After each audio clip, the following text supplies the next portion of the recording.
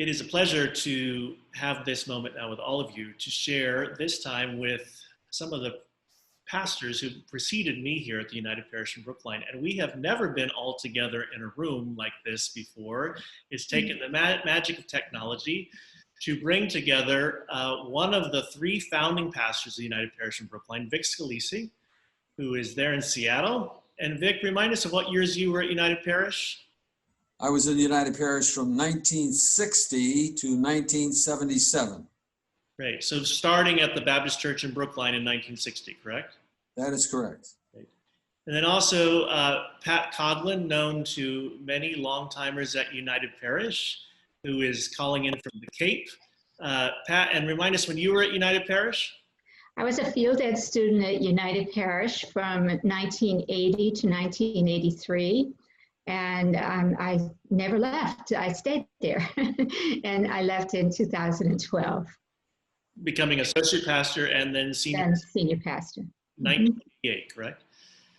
And then also calling from Needham, Suzanne Bossert, who was associate pastor from 2002 to 2010.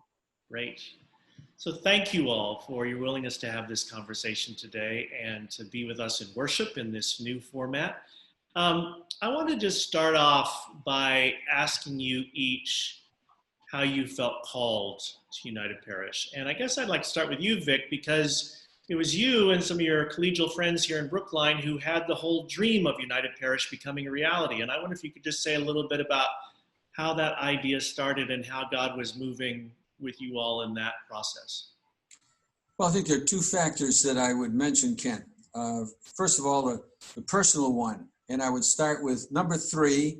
I'm an American Baptist, and I believe in the two great principles of our tradition, which is believer's baptism and freedom of religion. Number 2, I'm a Protestant, and I believe that very strongly in the great tenets of the Protestant faith, particularly the priesthood of all believers. And number 1, I believe in Jesus Christ, and I believe that as followers of Jesus Christ, we are called to be one. And summing that up, I would say the era in which I worked was the ecumenical era. Pope John the 23rd was Pope from 1958 to 1963, and we felt a great spirit of ecumenism at that time. Then there's the second part of that, which is pragmatic kind of reason, and that has to do with the demographics. Rabbi Albert Gordon, in his book, Jews in Suburbia, said Brookline was the first status-giving community to the Jews. 50% of our community was Jewish, or maybe more. 20%, or double the national average, was elderly. In our churches, that would be closer to 40 to 50% were in terms of the elderly. And what we were discovering was that most of us were having a funeral a month. And so, if you will, the congregation was hemorrhaging both members and money. It was a very difficult and challenging time. And finally, when you look once again at what was taking place in our community, you found that people were becoming more mobile and they were moving more rapidly. And coupled with that was the wave of secularism, which washed over the country in the early 1960s. Finally, Coolidge Corner churches, the great preachers were gone. Levitt from the Harvard Church, Leslie from the Methodist Church, Lindsay from the Baptist Church, and a group of young men all came in the 1960s, and that sparked the revolution. Great. And you were part of those young men. I was 27 when I first came to the Baptist Church in Brookline, and as I put in my memoir, people said, this is crazy.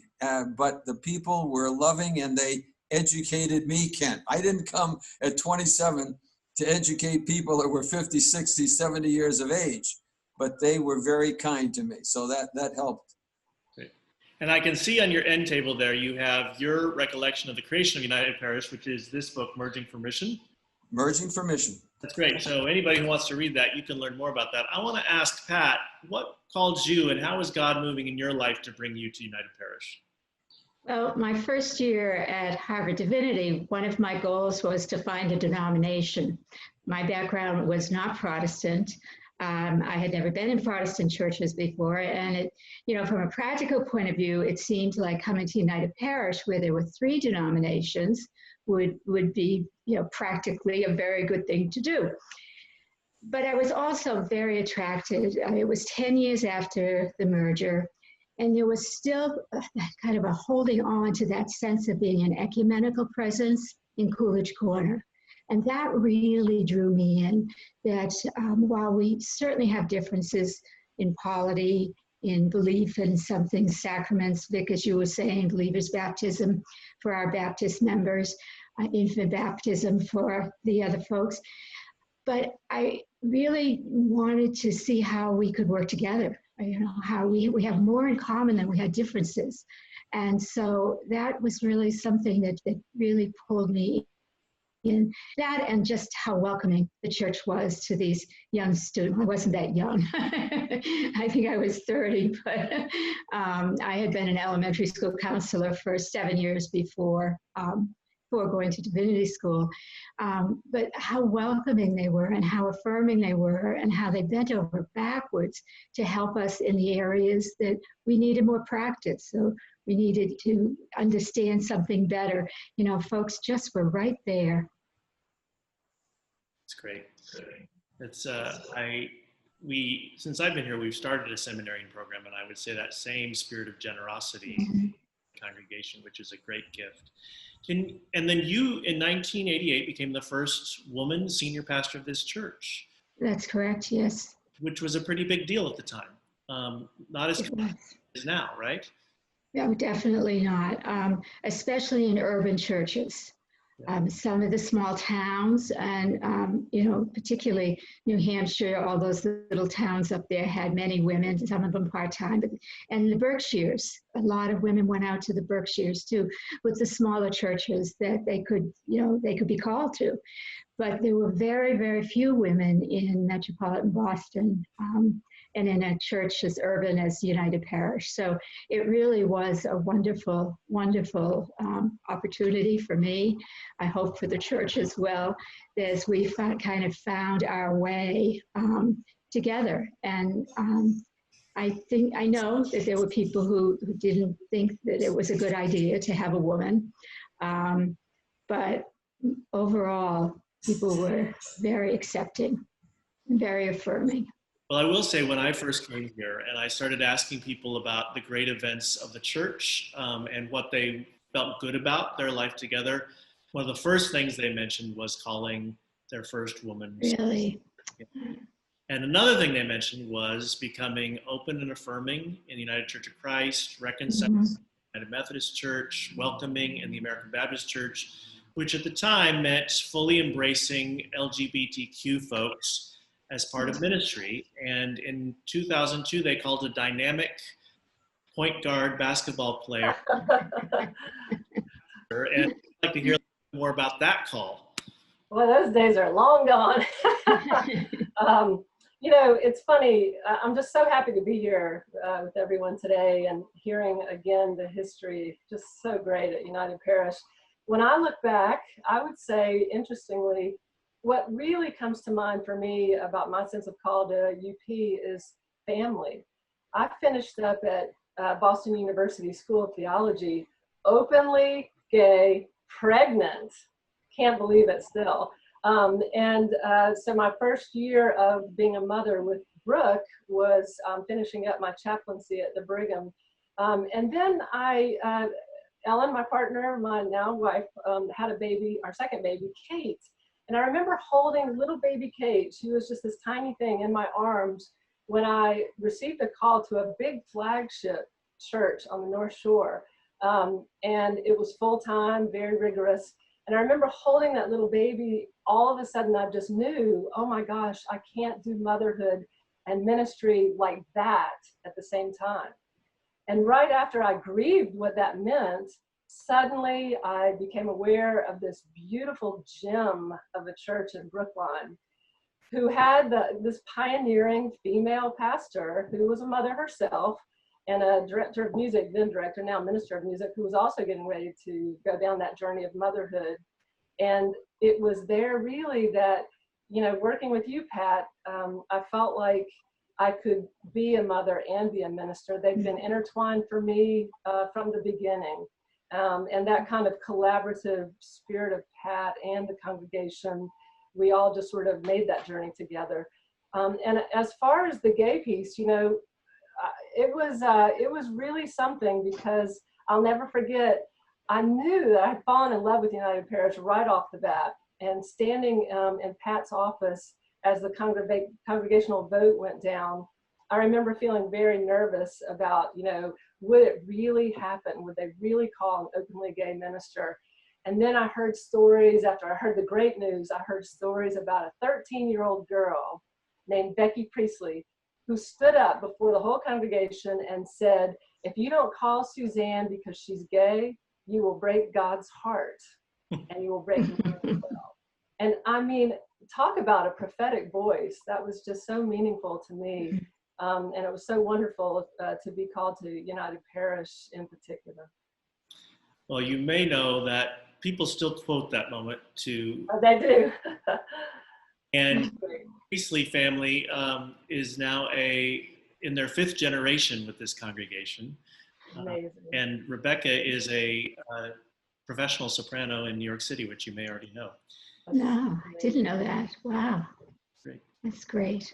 And not everyone knows, but Suzanne was also very instrumental in my call here, because as I was out on the West Coast where Vic is now, I was serving a church out there, but looking to come back to Massachusetts. And when I began conversations, Suzanne and I actually had several conversations about United Parish and what it would be like to come here. And I'm grateful for that part that you played in my discernment, which was very central and very helpful.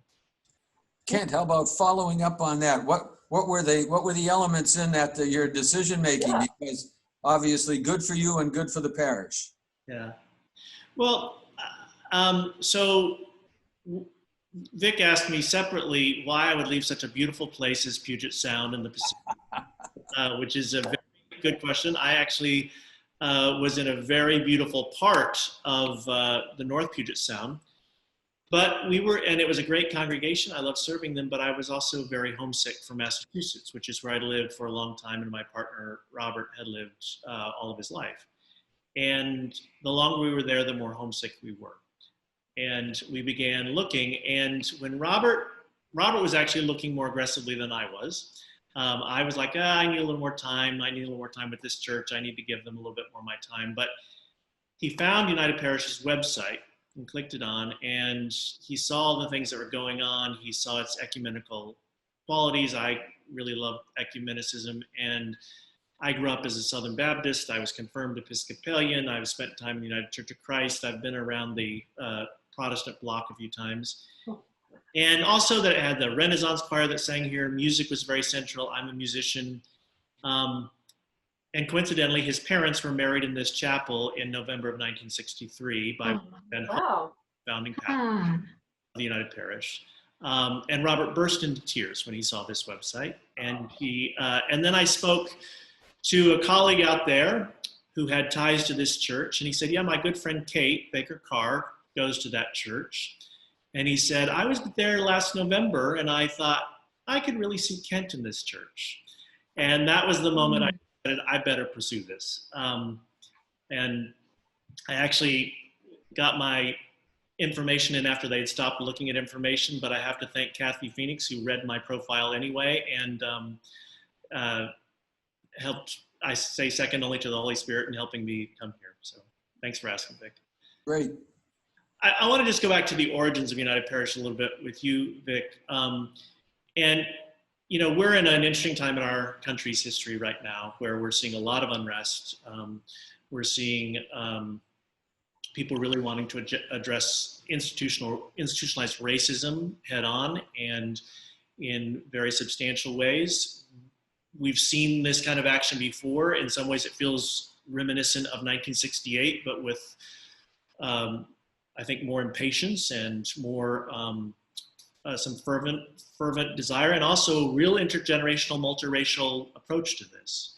And in Merging for Mission, you write about that moment and the impetus it had in the founding of United Parish, and even Martin Luther King's death at that time, and United Parish's role in being present for that. I wonder if you could speak just a little bit more to what was going on in the zeitgeist and in the culture at that time to start things up. Okay, well, a couple of things. Let's focus in, as you have, on the racial issue at that time. And just kind of quickly, some of the things that were going on in United Parish. Walter Van Hoek, great colleague who was a pastor of Harvard Church, he met with a Miss Boston from Roxbury and helped to bus in Black children to our Sunday school. He wanted to have this interracial element within our United Parish.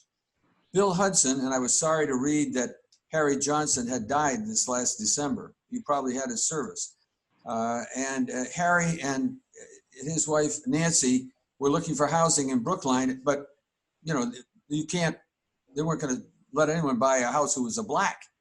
And so this, one of the great stories of the church, which they probably still tell, how Bill Hudson went down to White Place where the house was they were going to buy, never said a word. They assumed that he was Nancy's husband, made a deal for the house, and then Harry showed up. And anyway, that's how they dealt with getting someone to be able to have housing in Brookline who was Black.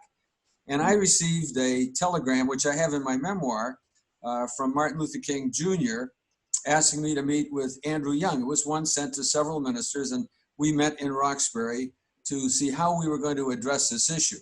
It came to a head in the United Parish. It was almost, there were several things that almost destroyed the United Parish before it was completed, which it took 6 years to do it. A lot of time, a lot of patience. After Martin Luther King died, that Sunday was the monthly meeting of our Inter-Church Council. And the ministers had decided among themselves that Bill Hudson would go down to Atlanta and represent our church at the funeral of King. We brought it before the council, and a layperson stood up and said, you know, the United Parish has really been doing well. And I don't think, and most of us don't think, that this is a time for us to step up against racism and so forth. And in fact, if he goes to Atlanta, there are some 50 of us who are going to leave. So you're going to get bled of members and money again. Well, fortunately, not only the ministers, but enough lay people stood up and said, well, if he doesn't go, we're going. And so he went. And we lost members, but the United Parish kept going. But that was one of about 5 critical moments when the United Parish could have gone under before it was established in 1970. Great. And Vic, just a little bit of what it was like coming together, these 3 different churches that had been neighbors, but finally moving into the big building. And my understanding is part of the reason you chose the building of the Harvard Congregational Church was because it had the most space. There may have been other reasons involved with that, but what was it like just getting all together in those days? Now you touched on the issue, which was the issue that could have broken the United Parish. After 6 years of work, what was going to happen? Would the United Parish go under because of the edifice complex? Would it succumb? That's a phrase that Stephen Rose used in his book, so I couldn't use it. So I used building fundamentalism. But it was that no one wanted to give up everyone wanted a United Parish, but they wanted it in their building. And that's why I say that, let's use an analogy today. Everyone knows that Tom Brady and Bill Belichick have put together the greatest dynasty in football for 20 years. But it took a team, and it took a large team of people, it was not one individual, to have a successful United Parish, excuse me. But the one key person, in my mind, it never would have happened if it hadn't been for Tom Nelson. Tom Nelson, number one, supported the sending of Bill Hudson down to the funeral for Martin Luther King Jr. When the Harvard Church withdrew from the United Parish as a pause, they said. And what they did was they took a vote. 1/3 of the people who voted for the Baptists and Methodists, come and join them, but no United Parish. But on the plus side, 2/3 of them voted, no, we want a United Parish. And the third thing he did was to say to the Baptists, as head of the trustees and a lifelong member, we're moving into the Harvard Church building, which is the United Parish. That's our building. Without that decision by Tom Nelson and speaking to the people of the church, it never would have happened. All the work that all of us had done would have gone down the drain. Oh. Takes essential people at the right time doing essential things. Yes. Pat, can you say a little bit about what it was like when you came here, what you remember, and what some of the significant highlights of your time as your 32 years total, I think, from seminarian to senior pastor? Right. Yeah. Right. Yes, you're correct. What some of those highlights were for you in that time? Oh, that's a big question. When I first arrived at United Parish, the denominational separation was still quite prominent. People self-identified as United Methodists, American Baptists, or United Church of Christ at that point. Of course, it was congregational when they came together, but United Church of Christ at that point. And there was a lot of effort to be fair. Make sure that no one of the denominations was ignored or not given as much space and I don't even know what the word is, but it just, they needed all to feel affirmed. And it was hard because still 10 years later, churches are such important things to people. Church buildings are such important things. Vic, you will remember Adelaide Conant. Adelaide went up to when the Baptist church was being torn down on the corner of Park and Webster and Beacon. She went every single day, 2 or 3 times, and took photographs. I don't know how she did it, Pat. I know. She did. That was so painful. It was Absolutely so painful, of course. And she had those, you can imagine how many photographs she had. It was a big building. It took a long time to come down, but she was there every single day. It's still in her heart was her church home. And it was like that for so many people. They had given up their building, they had given up their church home, and they had come to a new place. But then the people who were already at Harvard Church in that building had a bunch of strangers in their building, and they all were supposed to, play nice together, and there were conflicts. There's no way about it. So I think that people leaned over backwards to, for instance, St. Mark's had a communion rail. People came forward and knelt for communion. The other 2 churches didn't. They moved that front pew out, put in a kneeler, and every 3rd month, we came forward and knelt for communion, acknowledging that tradition. And the boards, 3 people from each church and 3 people at large in United Parish. That made boards of 12 people, which were rather unwieldy, but that emphasis on fairness, on equality, on recognition of all 3 denominations was very, very strong. We did a lot of things, actually, to try to merge things. Interestingly enough, the church school, there was no problem. The kids were fine. They didn't mind at all. But think of having 3 women's groups coming together. That women are more difficult to come together than men, but people had been groomed to be the head of a women's group in their own church. And suddenly there's going to be one women's group. And it was just very difficult. We did a lot of things to encourage people to mix. So once a month we had a potluck after church, and we asked people intentionally to sit with someone they didn't know. Rather than stay in their own little groups, which would be the thing that would be most comfortable for everybody.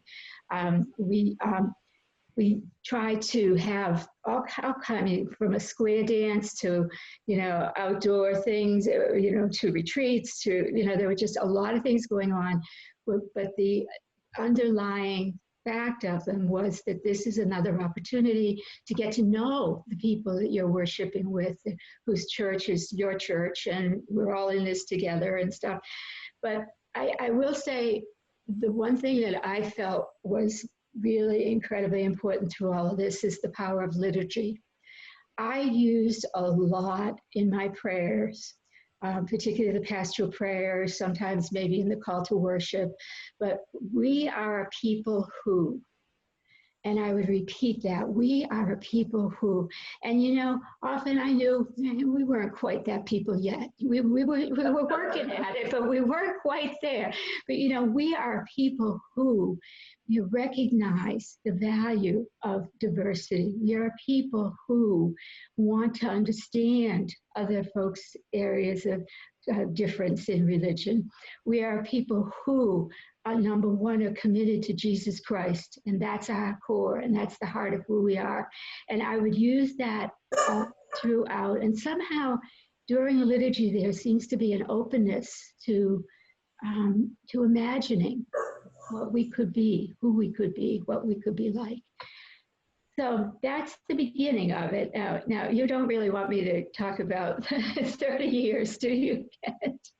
I would, but we may have to have a separate conversation to talk it up. That's beautiful to hear. And Suzanne, I'd love to hear what it was like for you and highlights, and maybe I'd even ask the question of, when you felt God moving. Clearly, you felt God moving when Becky stood up and made that prophetic comment about your call there, but I'd love to hear, I know when you first came in, you were working with education. I was called to do that portfolio, and I so enjoyed working with again, I had small children myself, so the church school was just always walking up on that second floor with all that joy constantly, the wonderful sounds everywhere. And I want to highlight too, now that I've been out and about away from United Parish for so long, I want to come back and again say how wonderful it is that United Parish made the decision to offer faith formation just before worship and then worship. I feel like the congregation is a front runner on that, and the benefits of that are amazing. And so I just wanted to mention that. I know everyone already knows that, but it's just wonderful that happened. I am a big innovative I have an interest in innovation, which would come later, of course, with the vision process. But the first thing that happened was we were able to really do some different things with youth ministry. I felt really gratified that the congregation was open-minded enough to explore. I had recommended an Episcopalian program called Journey to Adulthood.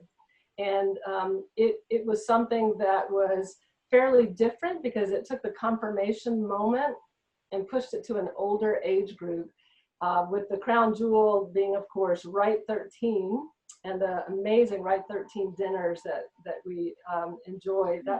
That still, I have so many great memories of that. And that leading, of course, to Journey to Adulthood with confirmation and pilgrimage, which we can certainly talk about. Some of my greatest memories of United Parish were those pilgrimage times. And I know Pat got to go on some pilgrimages as well. Before we go too far away from it though, I do have to say that it's amazing to hear again the background and the history of United Parish and how seamlessly it really pointed the congregation towards being able to do visioning work that really seemed to put United Parish again at the front edge of something. The change that was coming was so massive that we only had inklings about it when we started the vision process, and all that's transpired since it's really sobering. A lot of churches are not going to make it, and it's I think really gratifying for me as someone who was part of that to look and see what y'all are doing now, and to see that the four directions seem to be alive and well, and that you've done such a great job with that, Kent, of shepherding all of that, working with the lay ministers and the congregation into the future, which is now just the present.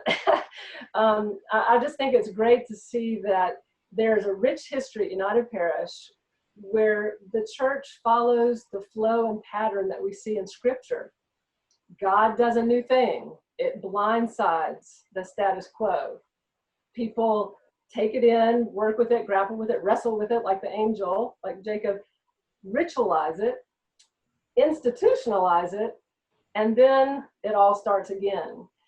So I think that the turbulence of the times that we're living in right now in 2020 show that, you know, United Parish is built to withstand these kinds of storms that come up. It just really says a lot about the past foundation and how that can serve a people well into the future. It's a beautiful thing. Great. Thank you, Suzanne. Wonderful reflection.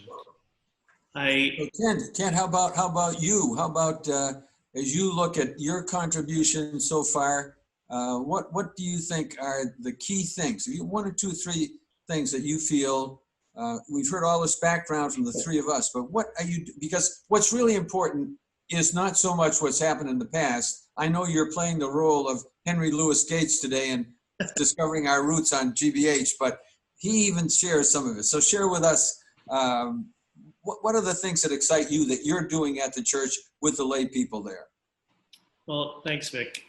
I would just, to piggyback onto what Suzanne said, when I came here, it was very clear I was coming here to help fulfill this vision that Suzanne had helped shepherd the congregation through, which we now articulate as exalting in worship, deepening in Christian faith and spirituality, gathering in community, stretching into justice, and we've combined some of them to say stewarding our resources.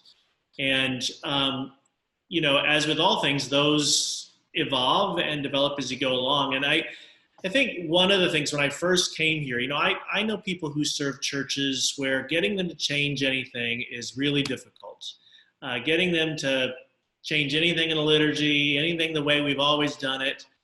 And when I first came here, people had not wanted to do, well, they had tried summer worship the summer before in the chapel, and it was a little too crowded and kind of hot was what I heard. But because in churches, attendance goes down in the summertime, and in the sanctuary, it felt very sparse because there just wasn't a lot of people to fill the space. And I had this idea based on experiences I'd had in other churches. Let's take it down to Willett Hall, and let's make it a more flexible space, and let's try communion every week and do some stuff like that. Well, one person said, I don't want to go down to Willett Hall for worship. It feels like a women's prison down there. And, you know, it could use a good paint job, a little dingy. And so we had, I gathered anyone who was interested in talking about summer worship together. And we went into each of those three spaces as a group. We had about 20 people. The chapel, the sanctuary, and Willett Hall. We prayed and sang together in each space, just as a meeting. And when we got down to Willett, there was a different acoustic and a different vibe, and I could see little sparks go off in people's eyes. And I said, okay, let's just try this for 5 weeks as an experiment down the summertime. Do it.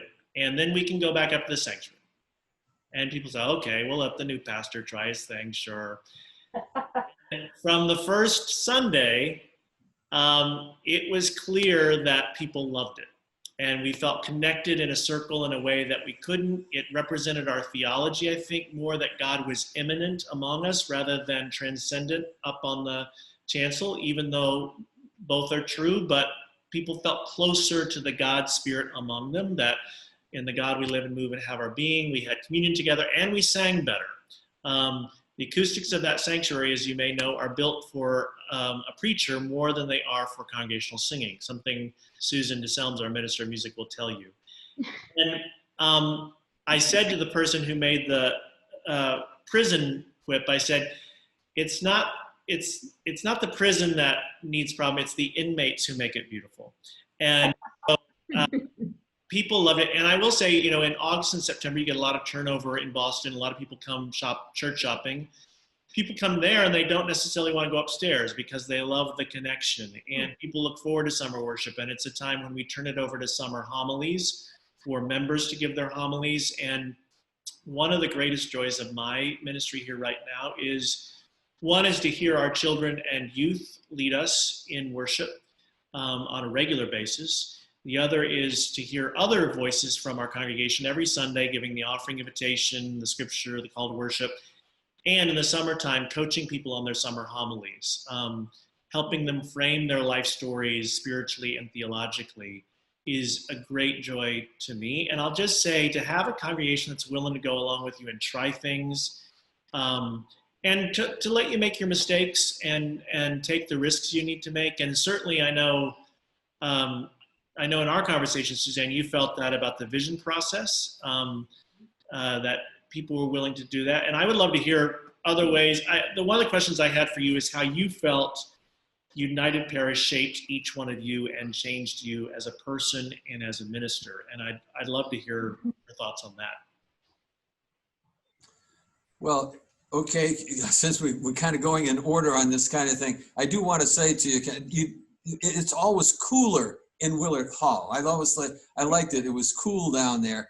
And I've sent along a picture to you of Cardinal Cushing, who spoke to the Harvard Brotherhood down there. It's a picture of Walter and I are in that picture together. And he was a tremendous speaker and a great thing to remember. To your question, 3 things kind of that was given to me, and then 2 things that were really important. Number 1 is that the United Parish allowed me to study while I was still at the United Parish and earn my doctorate. Number 2, they gave me the privilege of time, which was required to write this book, which I did a summer up in Ocean Park.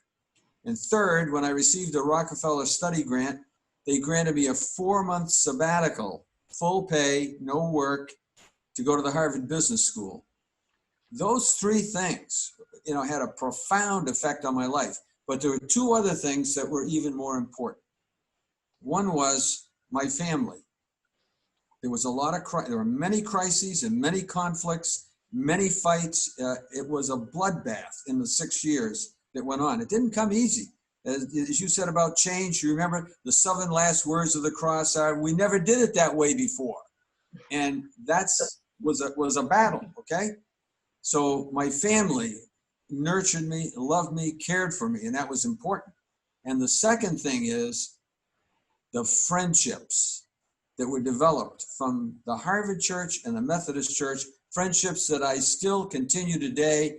Was in communication with Dave Mitchell out in South Dakota, in contact with Bill Walters, who's in Maryland, in contact with people like this, Al Fortier and his wife Benta, who are in Brookline. Some of these people from the Harvard Church, from the Methodist Church, we never would have known. Aunt Ada, who, as my daughter said, without her, life would not have been the same. I mean, go on and on. The friendships, more than anything else, number 1. Thanks, Vic. How about you, Pat? How did United Parish shape and change you as a person? Well, of course, I came as a real novice, first-year student at Divinity School. And little things and big things. Little things like I had never spoken in a microphone before. And my voice would drop at the end of sentences. And Suzanne and Vic, you remember Ray and Millie Eldridge. They sat about 3/4 of the way back in the church. Millie had been a teacher, Ray a principal, and they took me under their wing and decided that I was going to learn to speak in a microphone. And when my voice would begin to drop, I would see a thumb go up from one of them to raise my voice. And it was done in such a kind and loving way. That was a real growing edge for me. I didn't have the confidence, and I didn't have the experience, So but also there was just a sense of making room for growth. Vic, you mentioned going to school while you were, at United Parish, and also writing a book. I had 3 sabbaticals while I was there, and they were 3-month-long sabbaticals. And the first, well, actually I had 4, but I didn't do much on the first one. I dug a garden. That was what I needed to do. But I had an opportunity to be a Merrill Fellow over at Harvard Divinity, and an opportunity to take any courses I wanted in the entire university, with or without grades as I preferred. And I wasn't working toward a degree, but even more than the classwork, the sitting in the refectory and talking to people. And I had been out of school something like 17 years. Theology had changed. And so it was just a wonderful, wonderful experience. And my other sabbatical, I had a clergy renewal grant from Lily, and you had to have it related to the work you did at church or the work your church was doing. And I went with the pilgrimage concept. And on that sabbatical, I took 2 pilgrimages. And it was just, it changed, those changed me. Those changed me a lot. One was a pilgrimage of identity. Our children were adolescents. They had been adopted from Paraguay when they were 1.5 years and 3. And we went back there for 2 weeks with other families. And they met birth family. We went to their mother's grave. It was just the most extraordinary experience. And I think it changed me some as a parent. The other one, we did the Camino, to Santiago de Compostela, that route that has been a pilgrimage route since the Middle Ages and maybe even before that. But I did the last. Bill and I did that. Whole family did the first one. Bill and I did that pilgrimage. We did the last 60 kilometers and got our pilgrims certificate and the whole thing.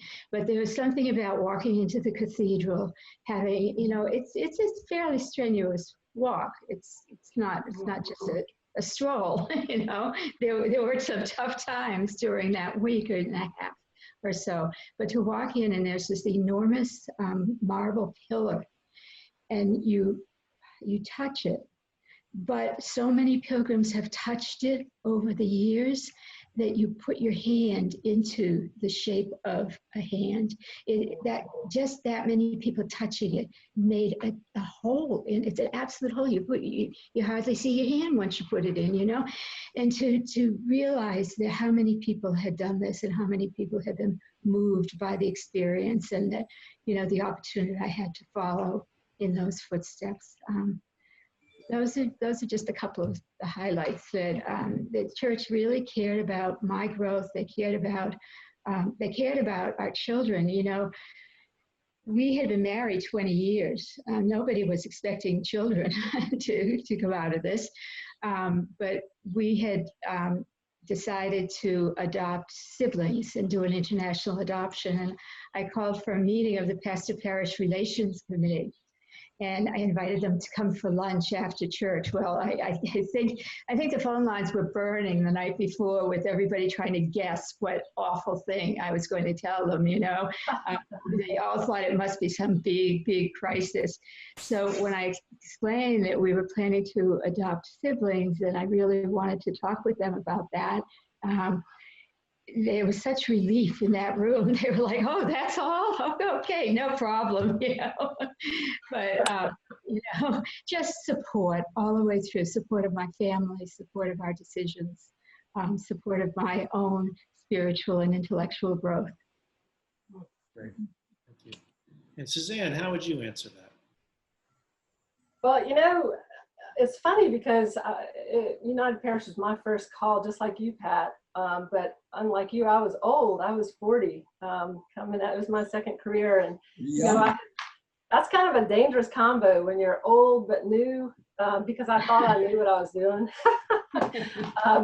I think it was just very lucky for me. When I said family earlier, I really meant the congregation, that sense of family as well as my own, having children. And I was very fortunate because I had come from, as you mentioned, the big basketball and coaching career, playing and coaching career, and then a business career, being a co-owner of a multi-million-dollar restaurant company. That'll send you right on your knees to Jesus, I'm here to tell you.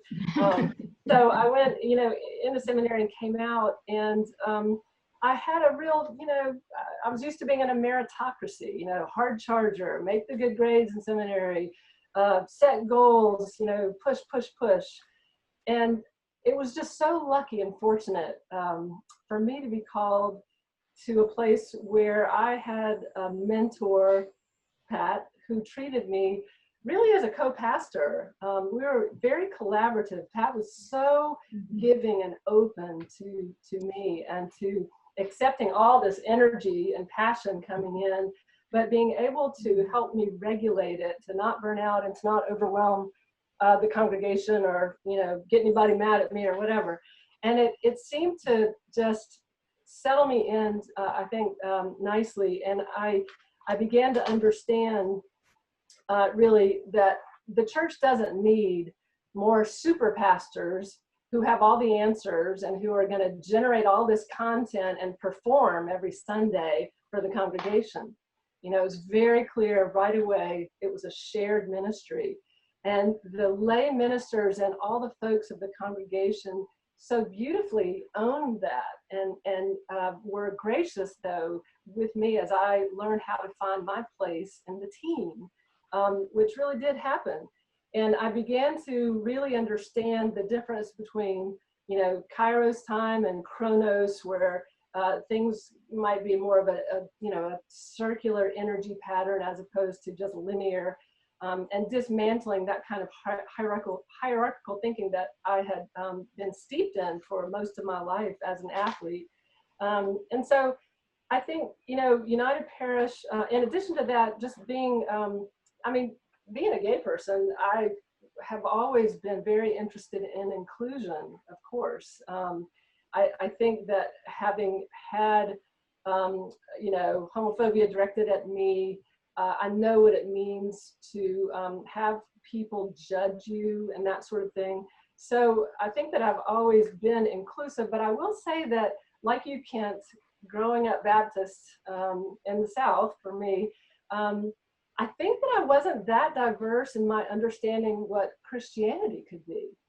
And I think that I brought this inherent bias, that to be a Christian congregation, it would look a certain way, and that there were certain things that you would always do. And I have never been a Christian triumphalist. I think there are many paths to God. I have always believed that. But I have to admit that at United Parish, my horizons were expanded much more. I learned so much about God's love from avowed atheists, Buddhists, humanists, in the congregation at United Parish. And so I would say I really learned patience, as much as I can learn patience, my personality type, and just a diversified orthodoxy, I would say. I think both of those things were two among many gifts that the congregation, Pat, Susan, people gave me when I was at United Parish. That's great, really beautiful. And you, Kent, how about you? What you've got to chime in on this as well as the three of us. Thank you, Vic. I think the thing I say often about this congregation is people lead with their hearts and their humanity. And when I first was looking at this church, I Googled all the people on the search committee, and they all had some pretty heavy-hitting jobs and resumes. I could tell just from my Google search. And I remember I asked you, Suzanne, I said, is this typical of the congregation? And you said, yeah, it's pretty typical. Yeah. I would say this is not a congregation where people lead with their resumes or with their status. And we have a diversification. I mean, we have a decent social economic diversification in this congregation. We're currently trying to figure out how we can live more deeply into our diversity, equity, and inclusivity so that we really represent the full image of God in the world. For me personally, I think some of it is the things that you have to learn as a pastor, which is to be patient, as Suzanne said. And also, as a pastor, you're very exposed. Every time you do a sermon, it feels a little bit like you got to get your skin back on a little bit because you've been up there and exposed your theology and your intellect and your spirituality, and it's not all perfect or all fully formed. And I have found that, if someone gives you a comment or something, it can push you in your soft spot, your own vulnerability as a human being. And I think a lot of what this congregation helps me to do, and they make it fairly easy for me to do, is really think, okay, what's spiritually going on with this person? Where is God moving in their lives? And what's prompting them to say this or to be concerned about that? And what's my role as a pastor to tend to that? And, you know, my last church, I realized don't pay attention to the cranky people as much as you pay attention to the people who emulate the qualities of Christianity and of following Jesus that you want to see in this church. And this church abounds in that, of people who I think express joy, peace, patience, kindness, gentleness, self-control, faithfulness, generosity. I see a lot of that again and again. And so I'd say those are some ways it's shaping me as a person here. Thank you. You know, if I may just pick up one thing that you have talked about and Suzanne talked about, and in terms of diversity, and I don't take the credit for this. I give the credit to Walter Van Hoek. He was the one who brought it to us in the early 60s. But a gay men's group was trying to find housing. And we housed like 30 different groups at United Parish. Our doors were open to all sorts of groups, and no one would take them. And he said, I think we ought to take them. And Bill Hudson said, well, we got Troop 6. We got one of the best Boy Scout troops in the whole country at St. Mark's. I'd like to know what the Scoutmaster says. And Tom Duncan said they should be accepted. They should be allowed to come in. They should be a part of what we do because that's who we are. And I thought here you had two different, you have a group that's considered pretty conservative, one kind of liberal, and yet here are the people coming together way back in the 60s when this was not a popular subject. Would you say, is that fair? Right, that's right. And Pat, you know very well during your ministry here that you all made a decision to ask the Boy Scout troop to leave because the national charter was not in line with your values and the treatment of LGBTQ folks. And it was not easy. Yeah, it was not easy. And yet that was something, that charter was something that I had to sign as the pastor of the church. And so it was an issue for me, but not just an issue for me, it was an issue for the whole congregation. And, but it was heartbreaking to some people to see that troop leave. And I'm happy to say that as the Boy Scouts have changed their policy, that United Parish has welcomed back Troop 6. Right. That's great. And I didn't know that. help us with the grounds, they help us with Thrifty Threads, they have been a part of worship services along with lots of Girl Scouts here, so we're really grateful to have that relationship. Again, on a quick, lighter subject that Pat brought up about how the principal of the Lawrence School and his wife would critique her in terms of how she spoke. Just so you know, Pat, that when I started out, you know, just like you, like everybody else, when we all start out, we're rookies at this. And every single Sunday, the superintendent of schools and his wife, and she would come up after every sermon, and she had a list, and she critique me. Oh my goodness. But I learned, Yes. okay? And I'm sure you did too. It was helpful. I did. And so constructive criticism is good. And as you were saying, Kent, those people who are not, we had a particular person who was an agitator all the time. And I said to my colleagues, to Walter and Bill Hudson, we're not going to talk about her anymore. And they said, well, we have to. She's involved in everything. I said, no, she's taking too much of our emotional energy, and we need to use it on our mission. And we did. That was it. And I have remembered that you said that to me when we had a one-on-one conversation a few years ago, and it's stuck with me. This is a good point to think about where you're putting your spiritual emotional energy in a church. Mm-hmm. I want to just ask a final question, just briefly from each one of you. If you were to say what you hope for United Parish as it continues on into this, hopefully the next quarter of the 21st century, what would be your fondest hopes for it? Very simply, from me, I would say continue to change. Don't be afraid of change. The United Parish today is not what it was when I was there. The United Parish today may not even be what it was when Pat was there. But change is necessary. The church has to constantly be renewed. And I think that renewed in a positive way so that it touches the hearts of people to go out and to give of themselves to others. That's what Christ is calling us to do, to love God and love neighbors as ourselves. That's it. And I'm aware, Vic, that you mentioned a verse that you thought of for this anniversary moment is that the gospel of Christ gives life to the dead and calls into existence the things which do not exist. And that's part of our call right now, to keep looking for what God needs to come into existence. Pat, what would you say for your home, United Parish? I think I'm a little similar to Vic's wish. I wish that the church will hold on to that original vision of ecumenism, broaden it so it is as inclusive as possible, all kinds of different people, all kinds of opinions, all kinds of thoughts and attitudes, and, you know, and bring them and teach people how to be in community together. I wish that it might be a school of the Spirit where people would come and learn about God, that deep yearning that brings so many people to church, that they actually find what they're looking for at United Parish, and that they get to know themselves, they get to know God, and they get prepared to go out into this changing world in ministry, and that they identify themselves as ministers, as the hands and heart of Christ in the world. And I guess the other thing is, I hope that United Parish, when people think of it, they think of it not as a closed group, but as a group that is open and going out to meet the needs that are close by, needs that are really far away, that this kind of idea of service and giving of oneself characterizes United Parish. Beautiful. Thank you very much, Pat.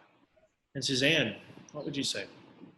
Well, you know, I just really hope that United Parish, as has been said already, continues to be a forward-facing and outward-facing church, forward into the future. I think God is always calling to us from the future. And look, we are in a we're going to be soon, we hope, in a post-pandemic world.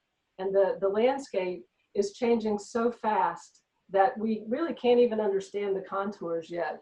I think that Diana Butler-Bass talked about the huge transformation moment that we've been in the past decade. And she said, all we know right now is that we are at the end of the beginning.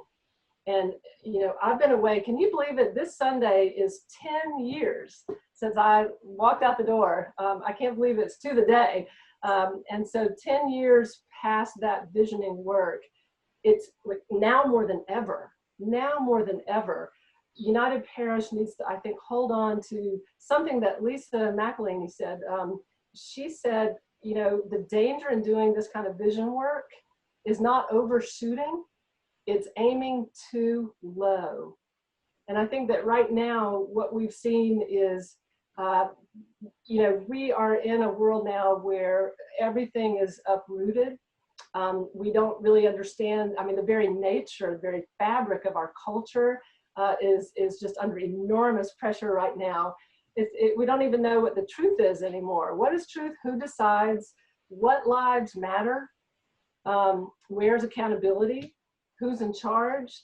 I think that I would love to see United Parish really continue to be an activist church, and to be very politically present out in the public square, which, by the way, isn't, of course, just at Coolidge Corner or down at Copley Square, but is also online. The numbers for engagement now in the virtual world are incredible. And I know that's a dirty word right now, because who's loved this lockdown quarantine of having to Zoom worship? Not many people love that, but I will say that I do think that the place where evangelism is happening for the church is going to be in that digital world as well as the physical world. And I'd love to see United Parish continue really to be impactful, looking for how is it that, you know, digital storytelling can unfold, and how is it that political activism. I'm just so sick of extremists speaking words that I feel are antithetical to the gospel, and where the progressive voices that are, you know, matching that. And now in 2020, we are seeing that rise up in a big way. And I would love to see United Parish take her place in that kind of world-changing moment that is unfolding before our very eyes right now. you know, just a small hope for UP. Well, thank you. Those are all great hopes and prayers for us. And I hope you will keep praying for us. I am mindful of the ways that I walk in all of your footsteps, and that you have been great gardeners of the word here in this place. And it is a privilege to serve here, following up on the ministry and work you've done here. Thank you for taking time for this conversation. We look forward to having you all stay with us in coffee hour after worship today, if you can join us. And I know people will be thrilled to greet you. And this is only the beginning of celebrating this anniversary year, so we may find some opportunities to come back together for some sort of forum to have a conversation like this, or to hear individually from each of you again. So thank you for taking this time. And Thank you. Thank you, Ken. Thank you for inviting us, Ken. And, you know, after this is over, I feel badly. At 88 years of age, I can't fly. They just said, you know, you're too old to fly. I feel great. You know, I walk 5 miles a day and I keep in shape, but because I'm so old, I want to get back and talk to you guys. And it would be a great experience to do it. I really was enriched by hearing Suzanne, what you had to say, and Pat, there's so many things I like to pick up and talk to you about. And Kent, you're the person now. So we look to you to keep it going. Yeah. Amen. Thank you all.